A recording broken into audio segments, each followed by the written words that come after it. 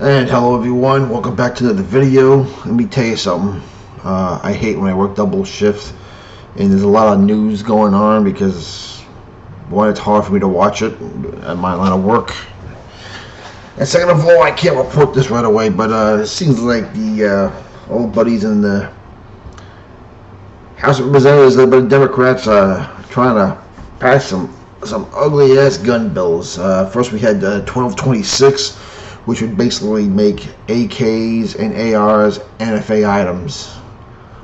No, you want sugar war, make people criminals? That will do it. That's going to get shot down in the Senate. Don't worry about that one, and the president ain't going to have it either. Then we had, I think, HR 1112, revamping the NEX system. Yeah, okay.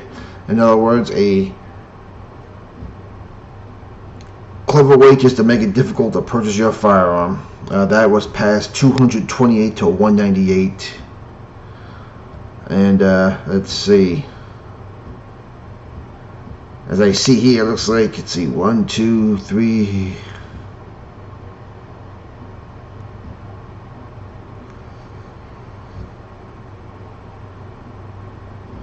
Looks like 3 Republicans voted for this crap, and 3 cowards abstained. Oh boy. And then we have HR 8, Universal Background Check, which is basically a federal registry. That passed 240 to 190. And looks like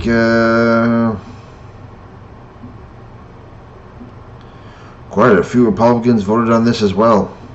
And 2 Democrats voted against it. Alright, well, those 2 guys aren't a surprise, and 1 abstained again. Let's see. Okay, we have the cowards, Republicans who voted for this.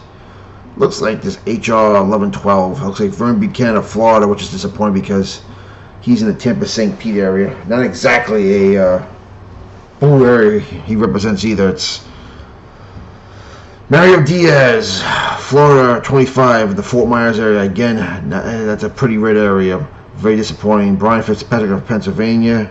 Peter King of New York, who I'm very, very familiar with. Oh, God. Brian Master, Florida. William Hurd of El Paso, Texas. That's not too surprising. He's in El Paso. It's a blue area, so just because he's from Texas doesn't mean they're all red areas, but Will Hurd's in the El Paso area. Chris Smith of New Jersey, another surprise. Fred Upton of Michigan.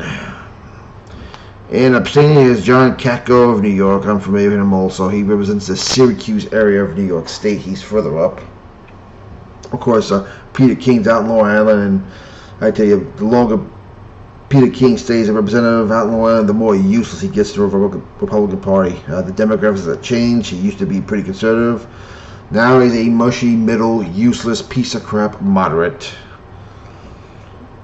And the 2 Democrats that voted for this were Jared Golden of Maine, which just, in case you, as you know, Maine just passed constitutional carry, I think, last year, so that's not a real surprise.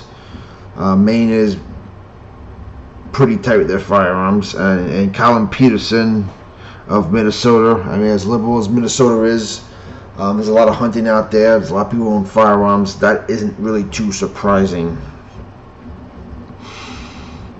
Let's see.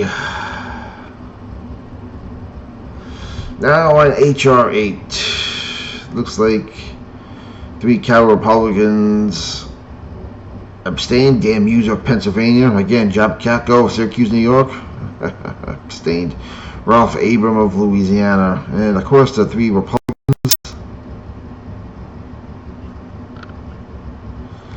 that voted against it. Smith of New Jersey, another shock. Fitzpatrick of Pennsylvania again. And of course, scumbag Peter King. Listen, Peter King was the guy that said after when Steve Scalise got shot that he wanted to pass a bill saying it's illegal to carry a gun around a person of the federal government within 1,000 feet. Like, we all gonna know who works in the federal government, but this is what Peter King has become. Of course, he's very much against Donald Trump and Ted Cruz, so I have no use for him.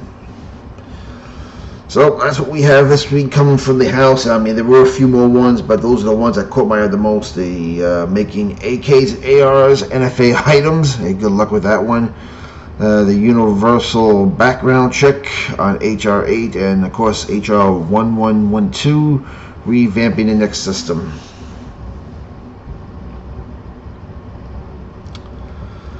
So that's the bad news on the week on this. The good news is Oklahoma's Governor Kevin Stitt signed the bill, which is now law for constitutional carry in Oklahoma. And I reported this last week, but it only passed one of the houses, and of course it passed the second house. And Kevin Stitt, the governor of Oklahoma, thank you, Kevin Stitt. Oklahoma now has constitutional carry. They also joined South Dakota. South Dakota was the first to become on constitutional carry on January 31st. And just today, Kentucky got a second step closer to constitutional carry in their state. Of course, the Senate of Kentucky passed their bill 29-8, and today the Kentucky has passed theirs by a vote of 60 to 37. So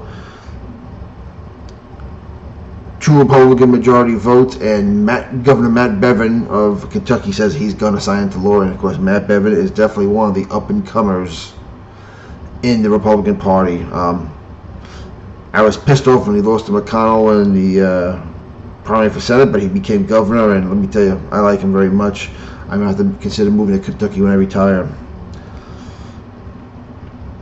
So that's it for Second Amendment news for today. There was a lot more out there, but these are the 5 items that caught my eye right away. So I was not going to do a whole bad news thing. I wanted to throw some good news in there, and we have 2 more states now, 3 this year, that now have, constitutional carry. Kentucky's going to have it. It looks like Matt Bevin's going to pass this thing tomorrow. Oklahoma goes into effect November 1st. And it looks like South Dakota and Kentucky will go into effect, I think, July 1st, I'm seeing here. I'll have to double check that later, but that is the big news on the Second Amendment this week. And as you can see, battle lines are being drawn in the sand. It's like the Civil War all over again between the slave states and the free states. We're seeing it on gun control, we're also seeing it on abortion, but that's for another topic at another time. All right, everyone, make sure you carry your weapon and protect your family. If you don't do it, nobody else is going to do it for you, everyone. Stay safe, be blessed. We'll see you in the next video.